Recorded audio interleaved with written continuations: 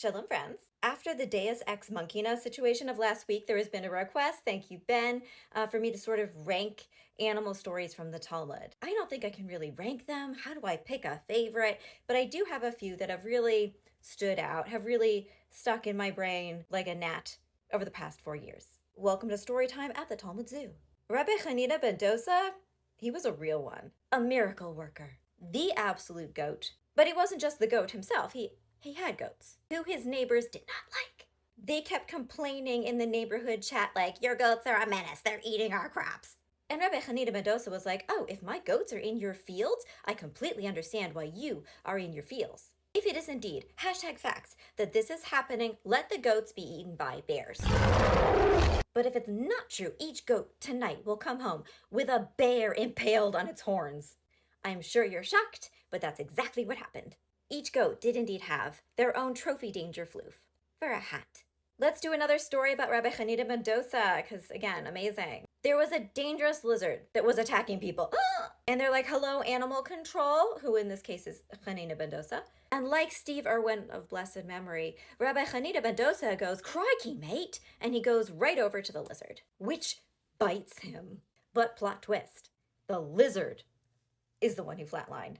So Rabbi Hanina ben Dosa puts it on his shoulder like its new sidekick. And he's like, see, lizards aren't dangerous. Sin is what's dangerous. And then there was a new saying, which went, woe to the man who meets a lizard, but woe to the lizard who meets Rabbi Hanina ben Dosa. The next one is indeed a story I've told before, but it is memorable would be an understatement. What if you have been seen by a snake, but you're not quite sure yet if it's developed an unhealthy fixation with you? Here's some things to try. Have sex with your husband where the snake can see. Then it could get the idea that you're taken because you are. Next thing to try, just throw your nail clippings at it. Tell it you're on your period and maybe it'll get the ick. But if you indeed have the horrifying experience of a danger noodle going inside your nature's pocket, pause for trauma. Here's what you do. Sit in front of a barbecue.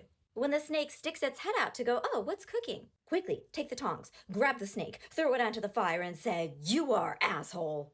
Our last story for today is a real classic. I mean, all of these are classics, but with this you can really tell why it would get stuck in my brain. So Jews hated and hate the Roman Empire, and we hated and hate Emperor Titus. So God sent a gnat to fly up his nose, and the gnat understood the assignment. It did. It was like, those bitch. And it picked at Titus's brain for 7 full years. And the story goes that when Titus departed to go to Gehenna, they cracked open his skull and looked inside, and what did they find? They found the gnat that had grown to the size of a fucking pigeon. May it be thus with all of our enemies.